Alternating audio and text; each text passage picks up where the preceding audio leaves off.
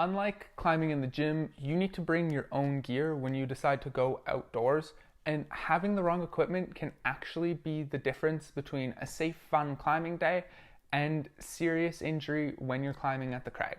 What's up guys, my name is Marcus, this is Ascensionism, and today I'm going to be talking about all the gear that you need to climb outdoors.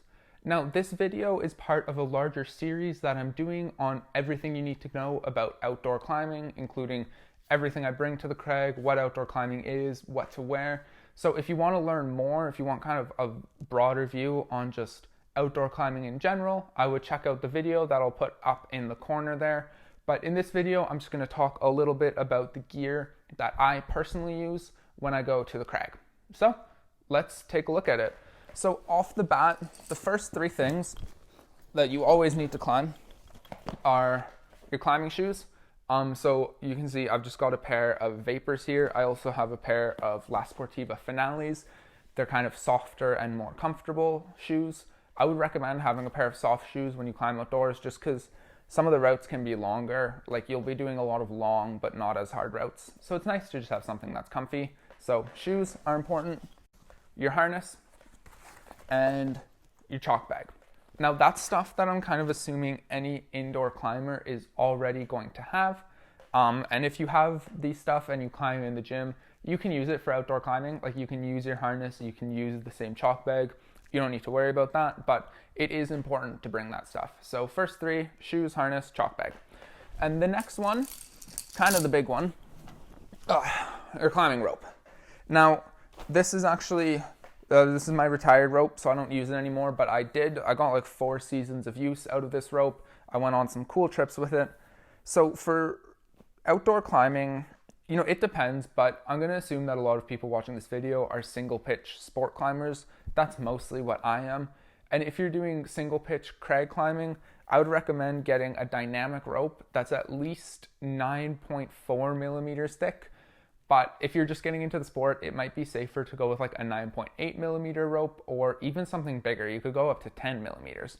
So the thicker the rope is, the harder it is to pass through the belay device, which means that it's actually easier to catch a fall when you're belaying, and it's easier to lower people slowly and safely. So unless you have a super experienced belayer with you, or unless you yourself are a super experienced belayer, having a thicker rope can just be a good way to kind of stay safer. Other than that, when you're talking about ropes, you need to decide on the length. So I would say an outdoor rope should be at least 60 meters. If you can, and you don't mind the extra weight, I would go with a 70 meter rope because there's nothing worse than wanting to climb a route but not having a rope that's long enough. That just kind of sucks and it bums you out. So I would say get a 70 meter rope. You can also consider whether or not you want a dry treated rope. Now, climbing ropes, when they get wet, they're no longer usable. They're no longer safe to use until they dry out. But a dry treated rope has a special sheath that keeps water out of it for a certain period of time, so you don't need to be as careful about your rope getting wet. Now, dry treated ropes do cost more, but if you decide you want kind of the water prevention, they can be useful in that regard. So obviously, you need a rope unless you're planning to free solo. I don't know anything about that, so we're not going to talk about it in this video. Next thing we've got is a PAS. PAS stands for a personal anchoring system, and what this does is so you can see you've got this big loop here. I'm just going to use my belt loops, but normally you would use your harness. You girth hitch it through your harness, just like so, and then you can then use this to clip yourself to the rock or to the bolt in the rock. So this is traditionally used to clip yourself into the anchors once you reach the top of a route. If you need to clean it, if you need to set up a rappel, you need a PAS when you're climbing outdoors. It can also be good just to have if anything goes wrong with your belayer. If you're in a position where you don't feel comfortable, you can just clip your PAS to one of the bolts on the rock and now you're secure, you're not going anywhere. So having a PAS, super important when you go climbing. The quick draws. These are the next things you have. Now, if you lead climb at a gym, you're going to be familiar with quick draws, right? They're what you clip the rope through when you're climbing. But when you go outside, you need to bring your own quick draws because they're not attached to the rock. Now, every quick draw you can kind of see, so it's got these 2 carabiners. One of them is pretty loosely attached and the other one is pretty tightly attached, right? So you can see the black one has a lot more movement than the orange one does. And that's intentionally designed. You can see that's the same for each of them. And if you have a different set of carabiners or a different set of quick draws, it's going to be the same, where one of them is tightly attached and the other one's loosely attached. That's designed so that one side always attaches to the rock and one side always attaches to the rope, and you should know which is which. So in my instance, I go black to the rock and orange to the rope. But broadly, it's the loose one attaches to the rock, the tight one attaches to the rope. That just makes your clipping motion easier, and it saves you a lot of headaches, and smooth clipping is important for safety. So keep that in mind: loose to the rock, tight to the rope. Now, in terms of quick draws, you can probably get by with 8, but I would recommend having 12. I would say 12 quick draws is like the minimum you need to ensure that you're not going to be not climbing a route because you don't have enough quick draws, which, just like the rope, it's an annoying feeling.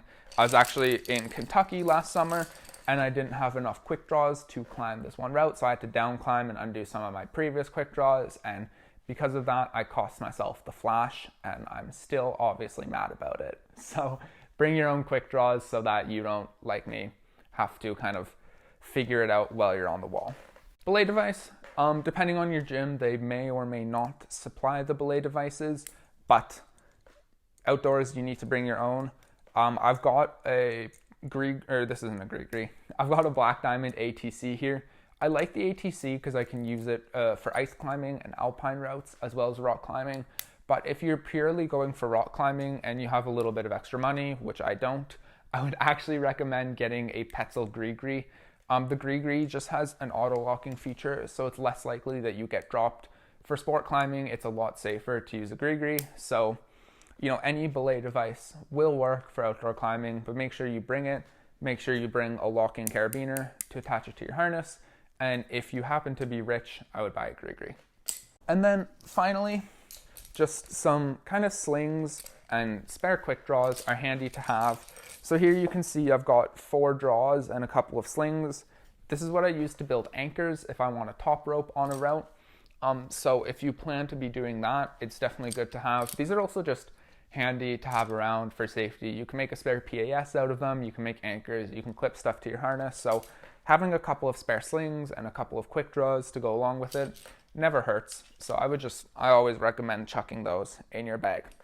And so that's all of the gear that you need to climb outdoors, right? If you have all of the stuff mentioned in this video, you might not always be the most comfortable at the crag, but you will be able to climb. If you want to learn more about everything I bring to the crag and all kind of things encompassing outdoor climbing, I do have a bigger video on that. I would love if you guys were to go check that out. There's some great information there, and I really think you'll be able to learn something from it. So thank you guys so much for watching. Remember to check out the bigger video. I'll tag it right over there. And don't forget to subscribe. Thanks.